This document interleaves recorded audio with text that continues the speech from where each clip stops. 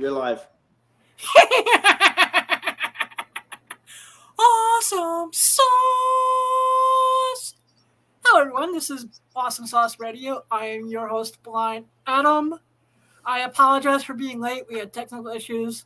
I'd like to thank Brian for helping me out. He's Awesome Sauce. We'll get him the proper plugs in a few minutes. But thank you for spending some of your Wednesday with us. And tonight we have a very special guest here at Awesome Sauce Radio. We have the very lovely, very talented Ellie Murphy. Ellie, how are you? Good. I apologize for that insanity. It's okay. I understand. It's usually me. It was just nice to have someone else on the tech side for once. So thank you for your patience and understanding. So can you please tell my audience who you are and what you do?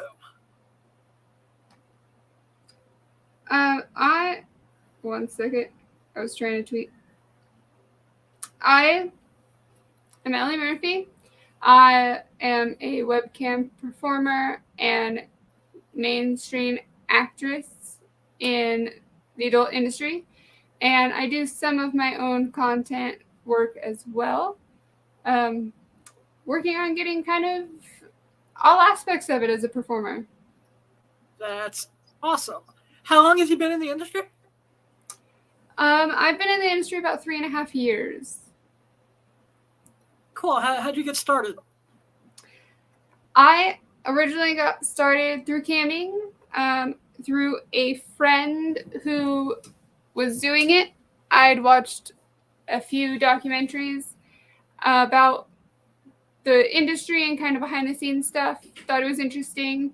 When I found out that she cammed, I went over. She asked if I wanted to observe a stream, see what it was like. And of course, I was totally down and got to see what it was like from her end. Figured, I think I can do this. Jumped in a little while later on my own stream and just been going ever since.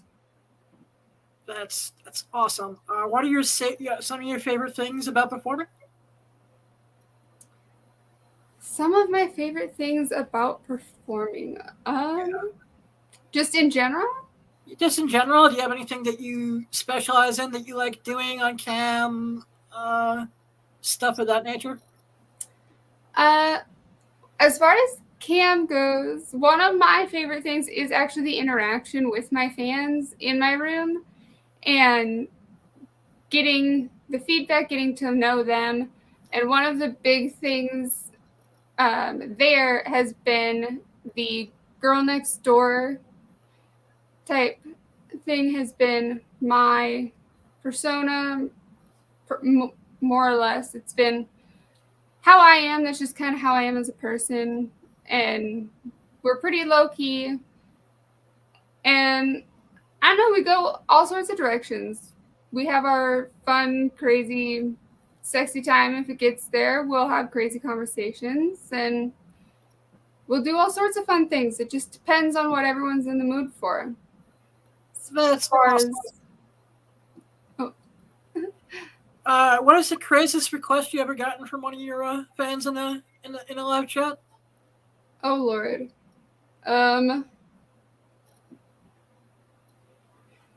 Craziest in a live chat. There's a couple of them.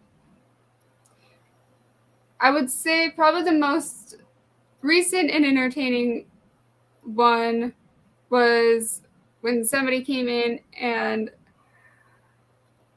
I was requested. Originally, he wanted me to do more of like a fetish private and kink style where like it was more of a kidnapping type thing. Mm-hmm. But then he changed it and then he kept changing it and it ended up being like this whole elaborate thing of like we're going to be wearing tall socks, be wearing jeans, it has to be white tennis shoes, and I think he said pigtails. and had this whole elaborate story Oh, to wow. go with it. And I was like, okay, I'm going to try follow this here, but you're going a bunch of different directions. If we're just going down this, in this part of the list, we can do that. Otherwise, we may have to save this for like a custom video kind of thing, because it was That pretty sounds pretty crazy. in depth for like Chatterbait or Streammate or something like that. Yeah, I feel like those are a little more basic as far as just here's my general request and we'll build it from there. It's a lot easier when you're doing live cam shows or going into privates from them. But you definitely get some very interesting ideas coming through, and a lot of them I've definitely kept a hold of if they're interesting ones that I know a lot of people have wanted to see. That's interesting. You said you also did mainstream porn as well. What studios have you worked for? So far, I've not worked for a ton of studios yet for mainstream. I've worked for, what's their main? I don't know what their main name is, but it's the company that does Xcogi. They also do HMF, and they, let's see, that was one I did. I worked with Jay's POV. I've worked with Gamma Entertainment for I love their. Gamma. Gamma's awesome. Gamma's great. That was probably one of my favorite shoots thus far. I've also worked for LA New Girl. I've heard of them. I haven't had any dealings with them yet, unfortunately. I had a little bit of a different experience with my shoot with them, but it was a good different. And it was a very exciting shoot to get to be able to do. And that was one of my more recent ones. I have my Gamma shoot should be coming out soon, and I have a couple others that are going to be coming out within the next couple months. I've got one very exciting one planned for next month with Wanks VR, and hoping to get a few more details in place before I release the details of what my next plans are as far as March goes. So that's awesome. Yeah, like I said, we met at AVNs, and I shot with did some content with Michaela Cox. Big shout out to one of my best friends in the industry. she's amazing. Yeah, she's awesome. She has really been helping me, get my brand back on track. So I'm very grateful to have her in my life. Branding can be hard. Like I said, I think the Blind Adam thing is doing all right for itself. Playing off that uniqueness to being the only blind person in the industry at the moment. I get the opportunity of playing off having red hair, so that kind of counts. Sweet.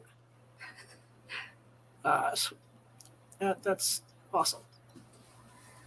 So basically, I always want to know what is better to give or perform, hand job or blow job? Better to give in porn? Is that what you said? Yeah, what is better to give and or perform? Hand job and or perform. Job. Yeah. My personal preference for that is 100% going to be blowjob. I think it's more fun. I think that as far as performing, it's a little more entertaining and can be a little more in depth. I've definitely seen some very interesting creative ways of doing blowjob scenes, but I just have an enjoyment when it comes to doing blowjobs. Some people have said it's a bit of an oral fixation, but nobody seems to have complained yet. That's awesome. And I have a couple of unique things that I've just written that I'm really excited to eventually get on camera.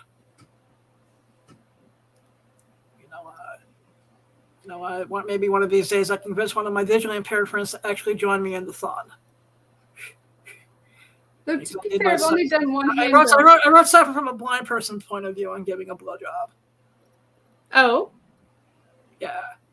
Where it's more about the scent and the sensation and the feel, and enjoying giving and receiving in a way without using your sight. That's a thing that I think I can get behind in a way, because for me it is about sensation too, as far as like being the giver. I enjoy the sensations that I get, and I enjoy giving the sensations of that you can see the reactions to physically, and just being the one knowing that you're giving your partner some form of happiness and arousal while also getting to, be that slinky little tease at the same time is fun. Yeah. Is there any misconceptions about the industry that drive you nuts?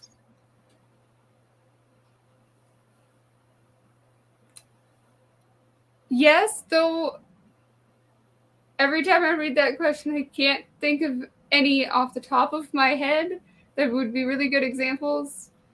Other than the fact that I feel one of my big ones is everybody thinks that we are all at competition with each other, which to an extent we are as models, but I think a lot of people miss the fact that if we were to work together more and build each other up instead of trying to tear each other down, then the industry as a whole would be stronger, and a lot of people would get a lot more places, and the whole thing would just be elevated to a level that we haven't seen in a long time.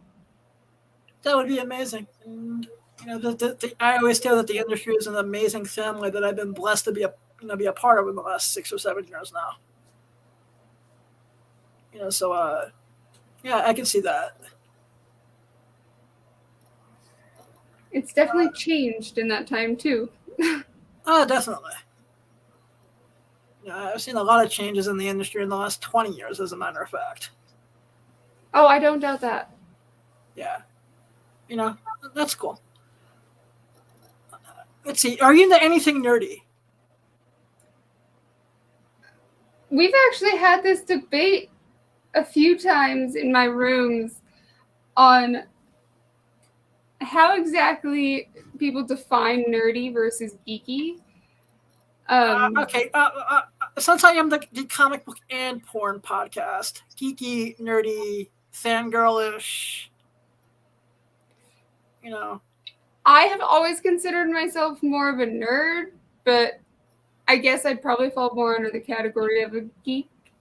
I very much am a science fanatic. I'm a science nerd 100%, but I do also love some of the sci-fi stuff. I grew up on Star Trek.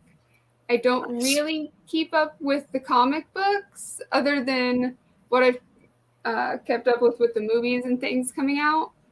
But I have plenty of friends in those fandom worlds, so they kind of keep me informed. And there's a few animes that I'd like to do some cosplay with too eventually if I can. Okay. Since that ties into one of my other questions, what would be your dream cosplay if you could do any cosplay you wanted? I think I'd have to say I have two. The two that I've wanted to do the most would either be doing a Kim Possible cosplay or nice. a Poison Ivy cosplay.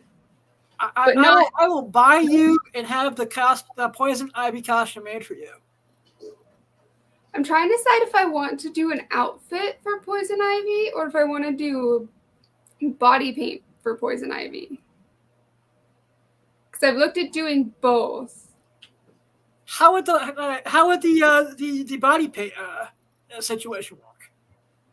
So body paint would be more of the risque version of her that you see with just the leaves on, Wow. covering the breasts a little bit down the side and coming into the V a little bit in a very sexy, sensual way. The outfits that I've seen haven't quite hit the mark for where I want to see it.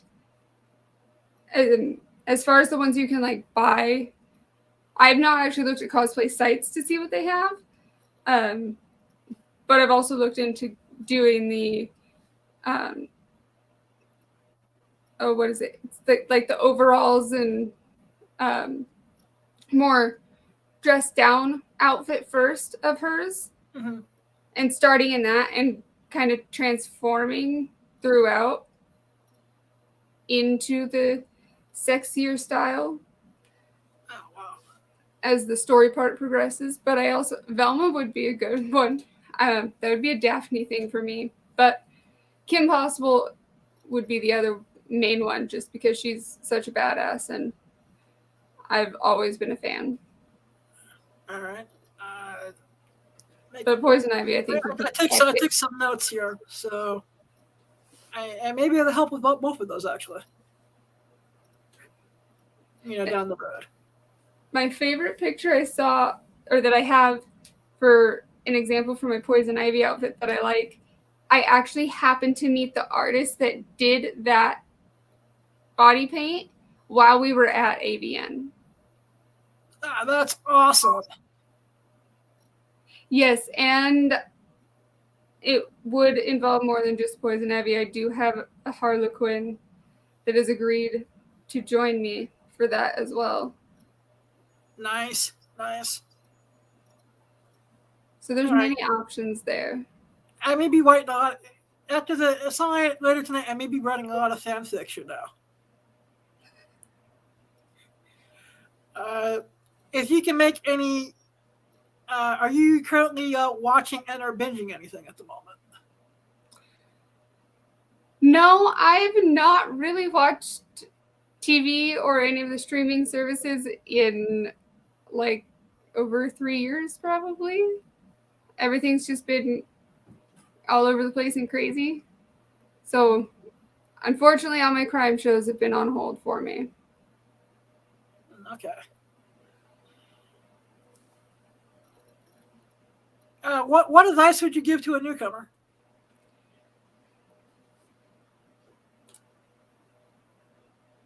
Someone just starting out, or they're just like doing their research and thinking about starting out.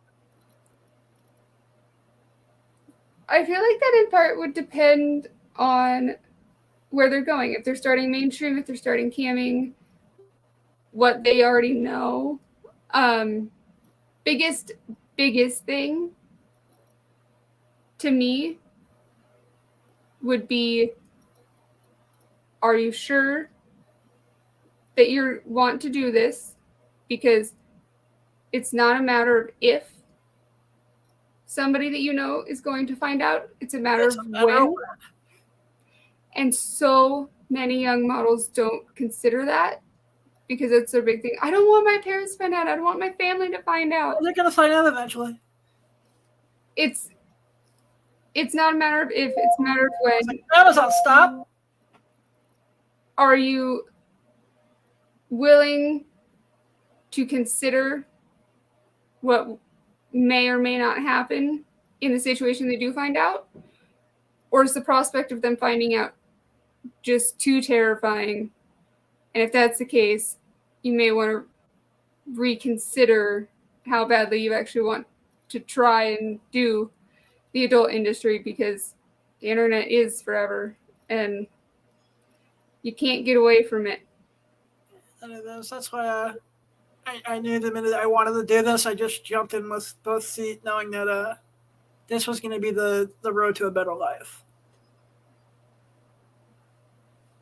what it has been. You know, this industry taught me that you don't need sight to have a vision. No, you don't. And it's helped me adjust and become a better visually impaired person. It has allowed me to overcome my blindness and make it my greatest blessing. And there's a lot of ways that people have brought very dynamic, creative aspects to the industry that I don't know how many other industries would be able to, not so much allow, but would be able to adapt to that. And I think that it's an amazing thing that we can have so many people with so many different walks of life and aspects to where they're seeing things or their visions, and be able to somehow manage to make them all come together in such an amazing way. Oh yeah. You're based out in Vegas, correct? I am. Yes.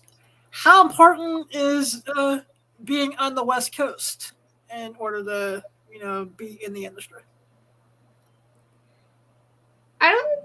I don't know that it's necessarily specific to where are you. It's if you're willing to travel, it doesn't seem to be as much of a issue for some. If you're willing to travel and you're willing to go to LA, you're willing to go to Vegas, you're willing to go to Miami, you're willing to go to where the shoots are, then wherever your home base is more or less a bit of a null point. All right, that is the. I want to say thank you because that's the best piece of the answer I've ever gotten to that question. I wish New York City had a better scene than it does. I have actually gotten quite a few requests from people in New York. So I do think that it is shifting to other locations as well. There's been New York, there's been a few more Mid-East or Midwest, and there's other places popping up, but it definitely helps, I think, being in Vegas versus having to fly from the middle of nowhere in the winter when it's snowing all the time and you can't get flights out. That would be hard, but that's why so many places have houses and things for models to stay at while they're there, and they have their, okay, I'm going to be here from these dates to these dates. Yep. If you want to book me, this is when to do it. And then they go on to either the next location or they fly back home. And Vegas is the easiest to fly in and out of. It's cheap. You can go anywhere, and you can usually find flights at a drop of a hat if you have to. Oh, yeah. I've been experiencing that because I already am planning my next venture out there around the time of the shoot content, and also do a 3-day convention called Amazing Las Vegas Comic-Con. Is this a new Comic-Con or is this a normal Comic-Con for Vegas? This is actually a convention that's been happening every year since 2000, I guess maybe 15-ish. That's cool. I've only been to one Comic-Con, so I don't really know much about them, but I do think that they're very fun events to go to.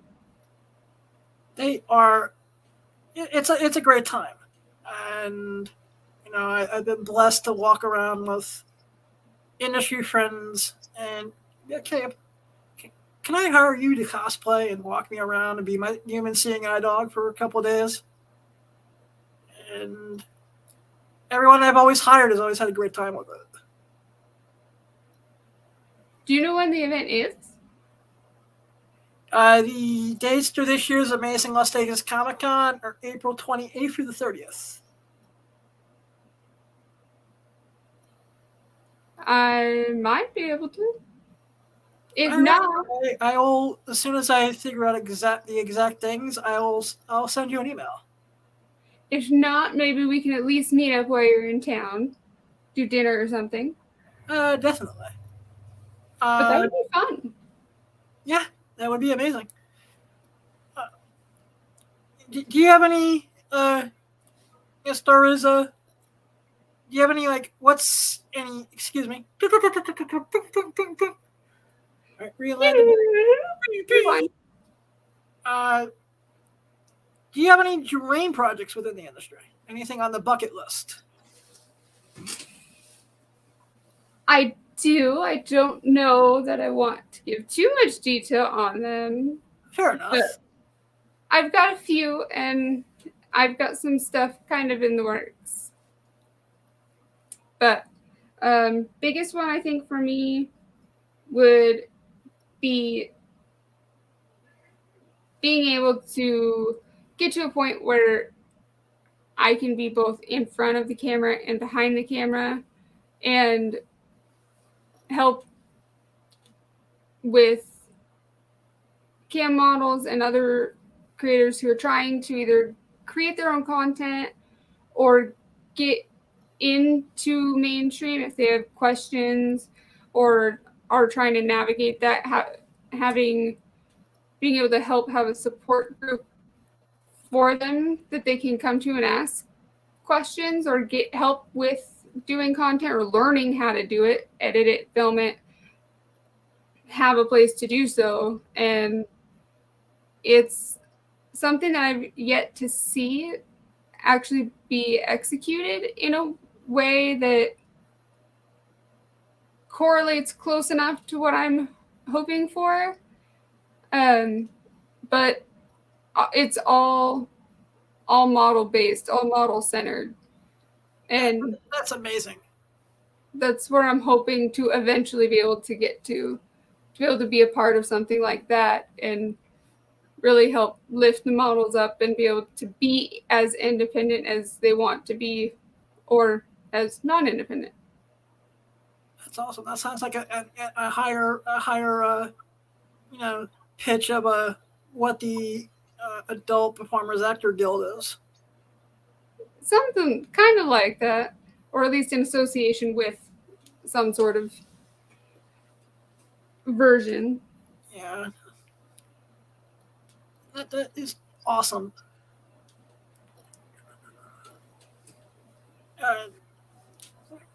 Let's see. Out of all the platforms you're on, is there a one that you prefer?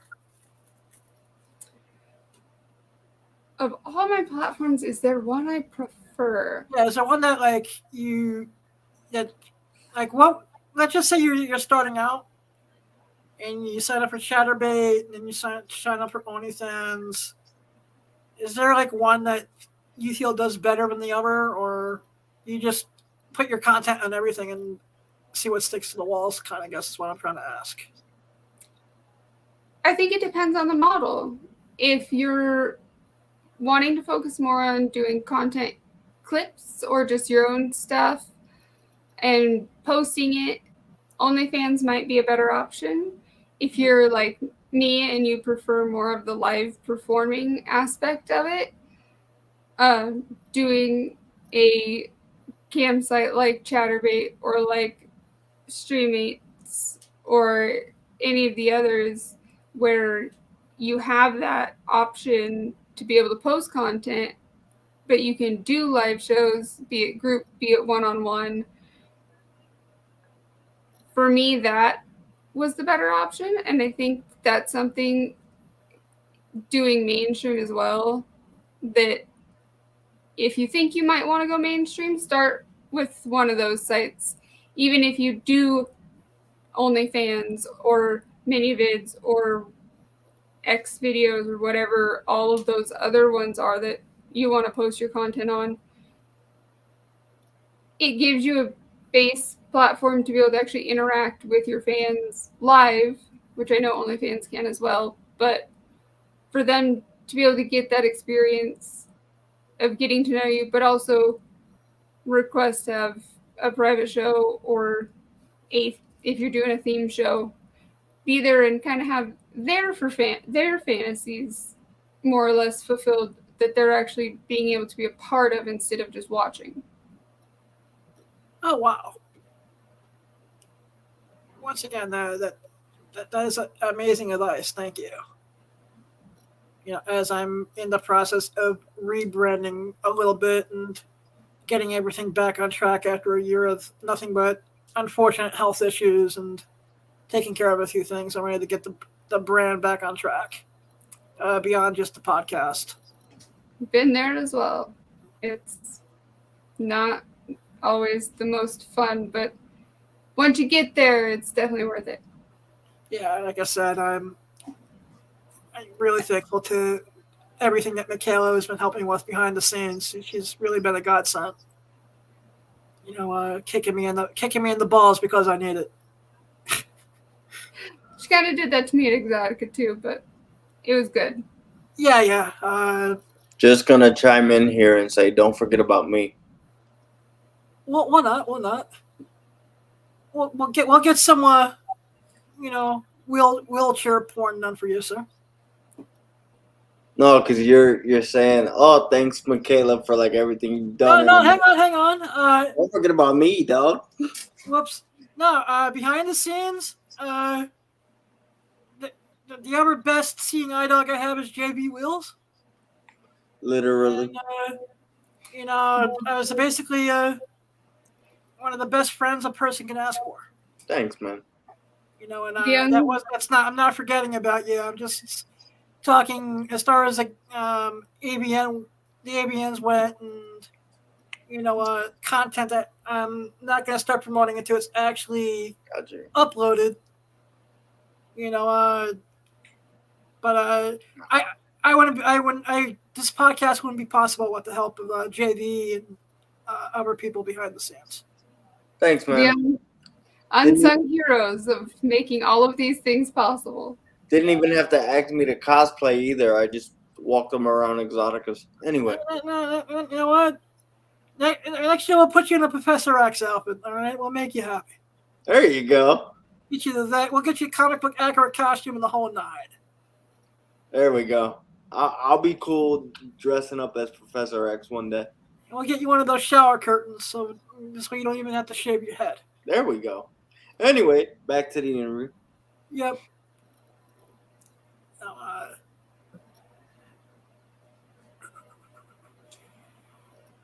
Where can my audience find you online? Now let's see if I can remember them all. My website has the majority of my links listed on the very front page of it, and that is elliemurphyxxx.com.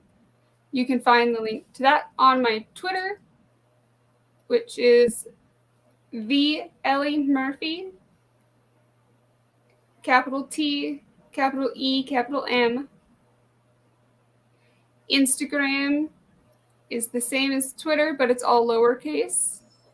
TheEllieMurphy.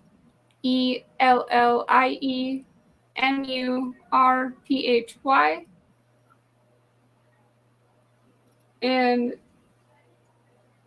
I've got Pornhub as well because of mainstream. I have not posted a ton of content there yet. I've also got a few things up on like mini vids, and I do have an OnlyFans.